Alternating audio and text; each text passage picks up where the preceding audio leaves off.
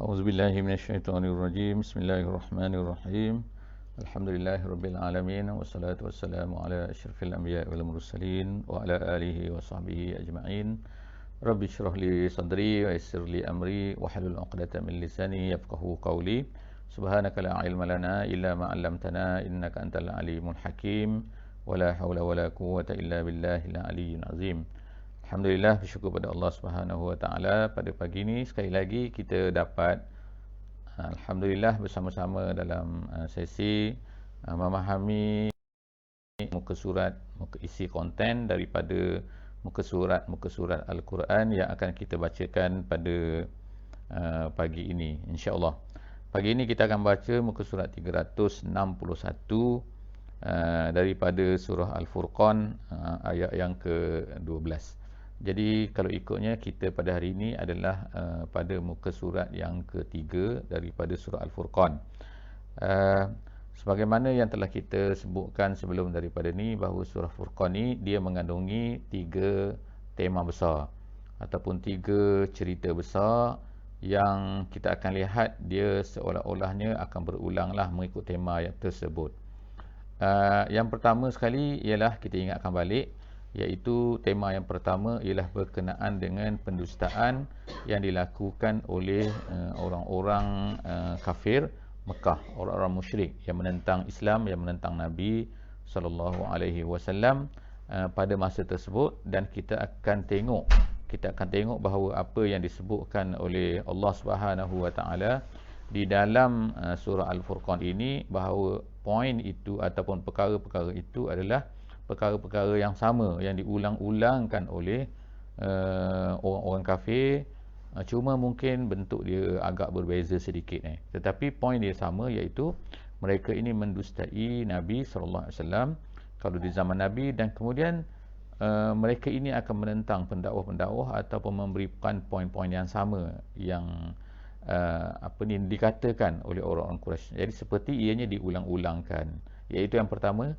pendustaan mereka, poin-poin mereka yang menentang, yang menidakkan apa yang dikatakan oleh pendakwah-pendakwah Islam.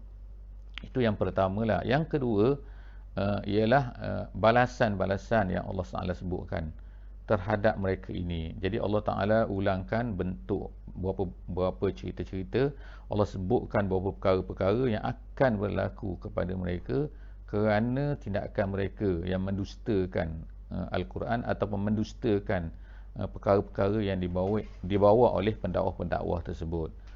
Kemudian yang ketiga kita akan tengok juga ialah yang kita panggil sebagai tasliyah. Tasliyah ni ialah hiburan, ataupun kita boleh katakan perkara-perkara yang akan menyenangkan, menenangkan, menyenangkan, memberi kegembiraan kepada Nabi sallallahu alaihi wasallam dan juga pendakwah-pendakwah. Kenapa? Kerana apabila pendustaan itu berlaku kepada Nabi, apabila mereka ni menidakkan Rasulullah, maka yang pertamanya Allah Subhanahu Wa Taala sebutkan balasan-balasan, tetapi Allah Taala juga menyebutkan hiburan-hiburan yang boleh menggembirakan.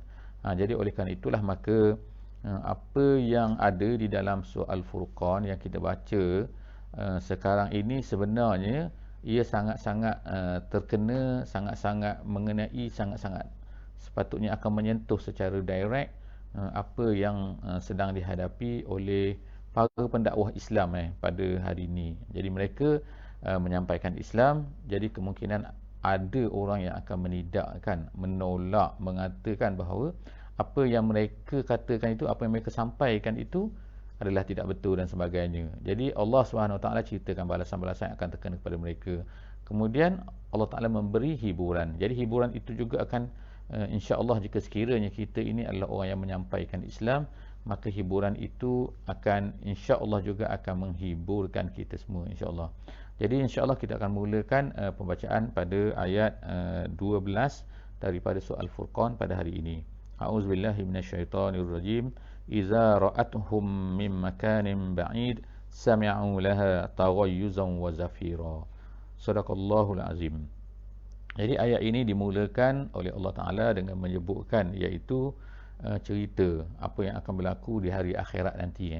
Iaitu di hari akhirat nanti orang-orang yang tidak beriman ini, orang-orang yang jahat ini, orang-orang yang penjenayah ini, penjenayah kerana mereka ini menolak Islam, maka mereka ini akan dibawa ke neraka.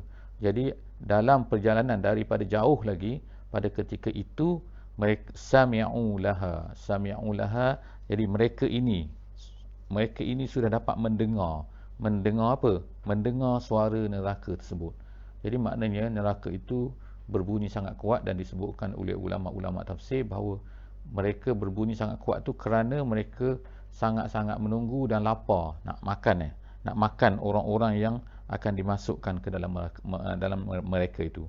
Jadi sebab itulah disebut iza ra'athum, iaitu apabila neraka melihat mereka daripada jauh, mim makanin ba'idin. Jadi sami'u laha, jadi dengarlah bagi mereka itu taghayyuzan wa zafira. Taghayyuzan ini ialah marah daripada ghaiz. Ghaiz ni maknanya marah, kedengaran suara marah, dan juga zafira. Zafira ini artinya asalnya ialah perkataan yang kita kata iaitu suara nafas yang berbunyi dengan kuatnya, yang yang asalnya adalah untuk menunjukkan kepada seseorang yang sangat penat, minat ta'bi, iaitu tardidun nafsi min syiddatil ghammi wat ta'bi. Suara yang sangat kuat, nafas yang sangat kuat ketika orang yang sangat penat. Jadi itu zafira. Jadi kalau kita boleh katakan orang yang mendengus-dengus ke dan juga marah ke, jadi itu adalah taghayyuzan wa zafira. Jadi itu yang pertamalah, Allah Subhanahu Wa Taala ceritakan bentuk, menggambarkan bentuk yang akan berlaku pada hari akhirat nanti.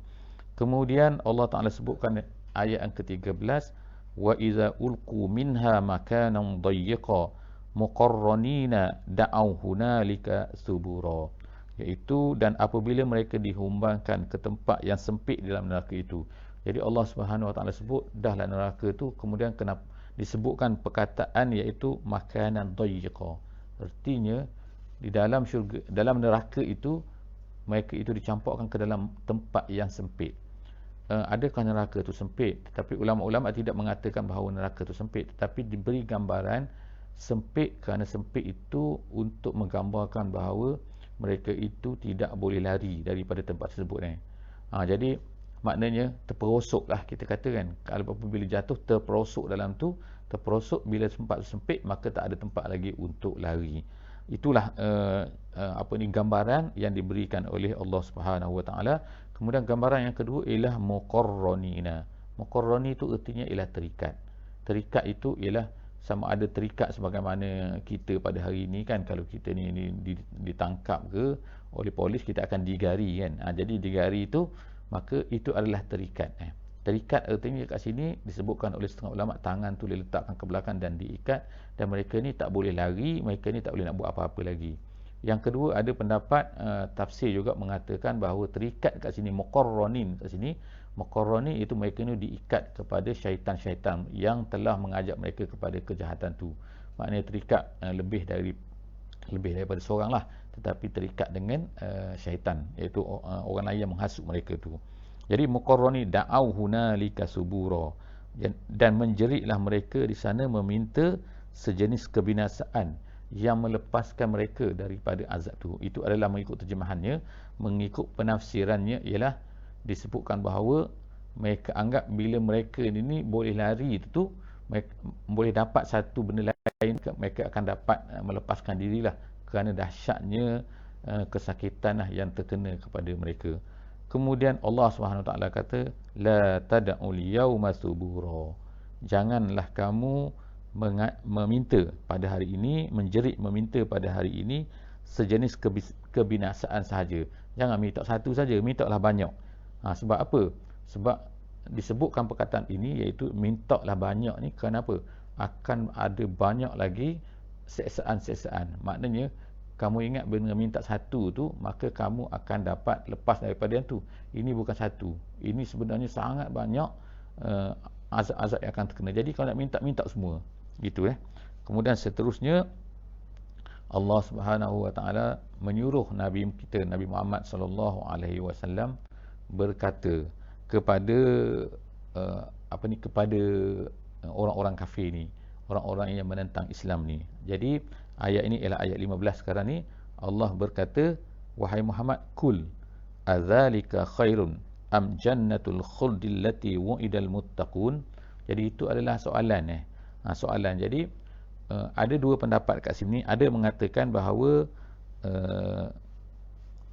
kul di sini adalah Allah Subhanahu Wa Taala menyuruh kepada malaikat itu supaya bertanya kepada orang yang dimasukkan ke dalam neraka itu.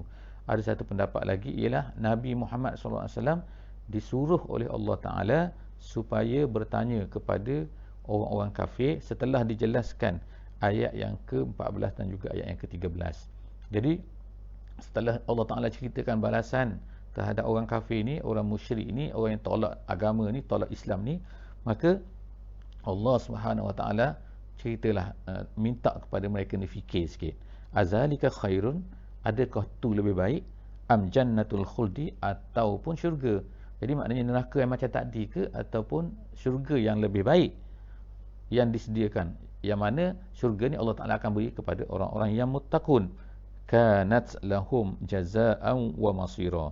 Di mana syurga itu adalah akan diberikan kepada orang-orang yang sebagai balasan dan juga tempat yang kekal abadi mereka itu di dalamnya apabila mereka ni masuk. Jadi Allah Subhanahu Wa Taala sebut lagi, iaitu balasan syurga ni, lahum fiha ma yasha'una khalidina, iaitu sifat dalam syurga. Apa sifat dalam syurga? Allah Taala sebut kat sini, iaitu lahum fiha, bagi orang muttaqin ni, bagi orang yang bertakwa ni, mereka akan dapat apa? Ma yasha'un, lahun ma yasha'un, mereka nak apa pun boleh.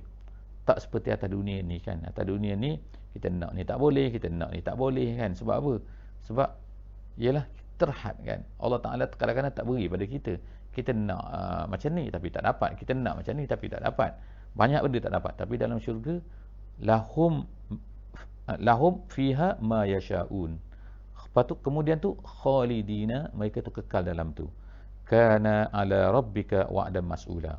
Jadi Allah Subhanahu Wa Taala kata balasan yang demikian adalah janji yang dijamin oleh Tuhan, kana ala rabbika wa'dan mas'ula. Kalau ikutnya, maksud perkataan di sini ala rabbika tu ialah dalam bahasanya ialah ala rabbika, ke atas Tuhan kamu.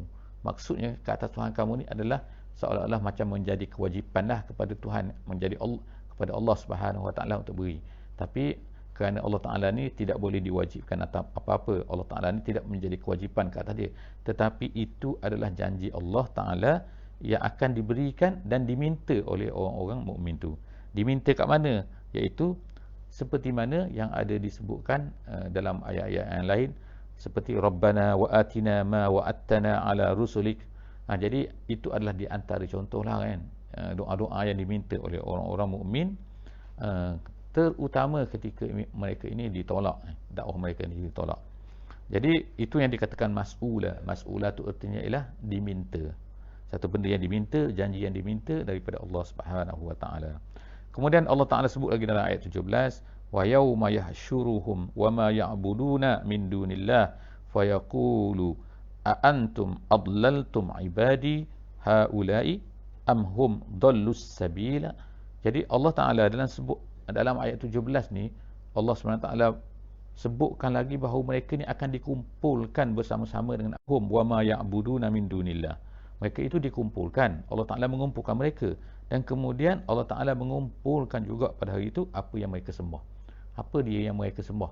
Yang disembah oleh orang kafir. Sebagai contohnya, orang Kristian, mereka ni menyembah Nabi Isa contohnya. Mengatakan Nabi Isa itu adalah anak Tuhan, Maryam adalah isteri dan sebagainya kan. Jadi semua ni adalah dianggap sebagai benda yang disembah oleh mereka-mereka ini.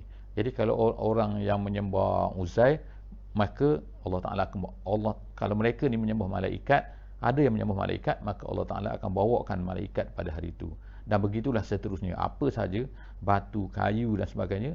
Sedangkan semua benda-benda ni adalah makhluk Allah Subhanahu Wa Ta'ala. Jadi oleh kerana mereka ni makhluk Allah, mereka ni akan tunduk pada Allah sebenarnya. Kayu akan tunduk pada Allah, batu akan tunduk pada Allah. Semua patung-patung yang dibina tu sebenarnya tu adalah semuanya adalah hamba-hamba Allah Subhanahu Wa Taala. Jadi pada hari akhirat, Allah Taala bukan hanya mengumpulkan mereka tu, tapi mengumpulkan benda-benda yang mereka sembah tu. Wa ma ya'buduna min dunillah. Fayaqulu, jadi Allah Taala akan berkata pada hari itu, a antum adlaltum ibadi haula, kamu ke yang menyesatkan ni. Jadi Allah Taala bertanya kepada Nabi Isa, Allah Taala bertanya kepada Uzair, Allah Taala bertanya kepada malaikat, kamu ke yang sesatkan mereka ni? Jadi mereka akan jawab apa nanti kita akan tengok. Tapi Allah Taala kata, kamu sesatkan ke atau amdallus sabil, ataupun mereka yang sesat daripada jalan yang betul. Jadi selepas daripada tu, jawapan daripada yang disembah tu akan berkata apa? Nabi Isa akan berkata, Uzair akan berkata, malaikat akan berkata, batu-batu akan berkata, kayu-kayu akan berkata, qalu subhanak. Mereka berkata, subhanak, maha suci engkau ya Tuhan, maka yanbaghi lana an nattakhiza min dunik, tak mungkin, tak layak bagi kami ini untuk mengambil selain daripada kamu sebagai min dunika min aulia, ambil orang lain, ambil sebagai pelindung-pelindung dan jadi sebagaimana yang berlakulah atas dunia, di mana mereka ini, orang-orang kafir ni, orang-orang yang tak beriman, orang-orang yang manusia yang macam-macam ni, yang menolak Tuhan, menolak Allah Subhanahu Wa Taala, mereka ni mengambil itu semua sebagai aulia. Walakin, tapi Allah Taala mereka ni berkata, walakin matta'tahum wa aba'ahum hatta nasuz zikra, iaitu Allah Taala, engkau ya Allah telah memberikan kepada mereka matta'tahum, Allah Taala telah beri kesenangan kepada mereka, wa aba'ahum, dan kemudian ayah-ayah mereka, hatta nasuz zikra, sehingga mereka lupa kepada ajaran kamu. Az-zikra ni ialah peringatan tu ialah setiap nabi-nabi lah, setiap nabi itu datang memberi peringatan, setiap pendakwah memberi peringatan. Jadi semua yang datang tu, orang-orang yang mendakwah manusia kepada Islam tu, mereka ni lah mengingatkan Allah, mengingatkan mereka terhadap Allah Subhanahu Wa Taala. Tapi mereka lupa. Kenapa? Jadi disebutkan di sini, di antara sebab yang boleh menyebabkan manusia itu lupa ialah sebab al-mata'. Jadi matta'tahum, kamu beri kesenangan. Bukanlah kerana makna kat sini salah tu salah pada Tuhan, bukan. Tetapi Allah Taala sebutkan dalam Quran ni di sini ialah nak menunjukkan apa, iaitu banyak kesenangan ini akan boleh menjadikan manusia lupa. Jadi kita sebagai manusia pada hari ini, kita kena ingatlah bahawa kadang-kadang kesenangan itu boleh menyebabkan manusia itu lupa kepada Allah Subhanahu Wa Taala. Wa kanu qauman bura, dan mereka itu adalah kaum-kaum yang binasa. Seterusnya ialah Allah Subhanahu Wa Taala sebutkan lagi, faqad kazzabukum bima taqulun. Allah kata, maka dikatakan kepada golongan itu, sesungguhnya mereka itu yang kamu puji dan sembah itu telah mendustakan dakwaan kamu. Maka Allah Taala berkata kepada orang tadi ni, kamu di atas dunia kamu sembah dia, sekarang ni dia, aku dah bawa datang dia sekarang di akhirat ni, dan mereka telah menolak dakwaan tu. Mereka kata tak, mereka kata apa yang kamu buat tu salah. Jadi faqad kazzabukum, mereka telah mendustakan kamu, iaitu menolak dakwaan seperti kamu dakwa di atas dunia tu. Bima taqulun fama tastati'una sarfan wala nasra, oleh kerana itu maka kamu tak dapat lari daripada azab, dan kamu tak akan dapat pertolongan lagi pada hari ini, pada hari akhirat. Wa may yazlim minkum nuziqhu azaban kabira, siapa yang berlaku zalim di antara kamu, maka Allah Taala akan mengenakan kepada mereka, kami kenakan kepada mereka, iaitu azab yang sangat besar. Kemudian ayat yang terakhir disebutkan kat sini ialah ayat tasliyah, iaitu ayat yang menggembirakan Nabi kita, Nabi SAW, dan juga para pendakwah, para da'i sekalian, iaitu ayat 20 surah Al-Furqan. Wa ma arsalna qablaka minal mursalin illa innahum la ya'kuluna at-ta'am wa yamshuna fil aswaq. Tuduhan biasa orang-orang kafir, orang-orang yang tolak agama, orang yang tolak Islam, ialah mereka kata bahawa pendakwah, nabi-nabi dan semua-semua ni, mereka semua ni sama macam manusia biasa, tak ada lebihnya. Betul, mereka ni adalah manusia, dan mereka ni, cara tolak mereka ni, mereka kata bahawa apa? Yang pertama sekali ialah innahum la ya'kuluna at-ta'am, mereka ni makan makanan. Jadi mereka nak, kalau boleh, seolah-olahnya nak supaya malaikat tu datang, bukannya manusia. Sebab ni Muhammad ni manusia. Jadi mereka seolah tak terima. Jadi itu adalah cara-cara saja. Cara mereka ni tak nak. Sebenarnya mereka ni tak nak kepada apa yang diajak. Jadi mereka pun fikirlah apa nak dikatakan lagi kepada pendakwah, kepada orang yang bawa Islam ni. Jadi yang pertama mereka kata bahawa dia ni makan makanan. Artinya kalau malaikat tak makanlah makanan. Kemudian yang kedua, yamshuna fil aswaq. Mereka ni berjalan di pasar. Berjalan di pasar ni artinya ialah mencari rezeki. Kalau ikut penafsiran yang dibuat oleh dalam tafsir Al-Wasit, dia kata mencari rezeki di pasar, iaitu mencari rezeki sebagaimana manusia lain. Jadi mereka nak supaya nabi-nabi, rasul-rasul, pendakwah ni tak cari rezeki, tak kerja, tak buat apa-apa, jadi dapat makanan begitu je, ataupun tak makan langsung sebagaimana malaikat. Jadi mereka nak macam tu. Jadi Allah Ta'ala kata bahawa ya Muhammad, wahai Muhammad, sebelum daripada kau ni semua rasul-rasul ni semua berjalan di pasar, semua makan makanan. Jadi kau jangan bimbanglah, kau ni tak adalah pelik sangat, kau ni sama juga seperti rasul-rasul yang terdahulu. Wa ja'alna ba'dakum li ba'din fitnah atasbirun.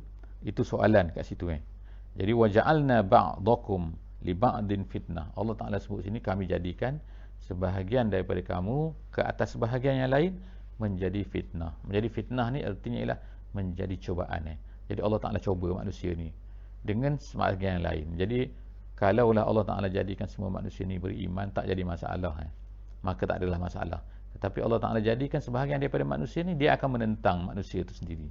Dia akan menentang agama, dia akan menentang apa yang dibawa oleh manusia. Jadi benda ni adalah biasa saja, lumrah. Jadi persoalannya satu saja, Allah Ta'ala nak tengok ialah atas birun, adakah kamu boleh bersabar? Jadi kita jawablah, insya-Allah kita boleh bersabar, insya-Allah. Wa kana rabbuka basira, dan adalah Tuhan kamu ini maha melihat apa yang berlaku. Jadi setakat itulah saja untuk hari ini. Untuk kali ini kita insya-Allah memohon daripada Allah Subhanahu Wa Taala supaya kita dapat beramal dengan apa yang telah kita baca, kita dengar pada hari ini. Aku qauli hadza wa astaghfirullahal azim li wa lakum. Wabillahi taufiq wal hidayah. Wassalamualaikum warahmatullahi wabarakatuh. Subhanakallahumma wa bihamdik, nashhadu an la ilaha illa anta, nastaghfiruka wa natubu ilaik. Bismillahirrahmanirrahim. Wal 'asri innal insana lafi khusr illa allazina amanu wa 'amilus solihat wa tawasaw bil haqqi wa tawasaw bis sabr.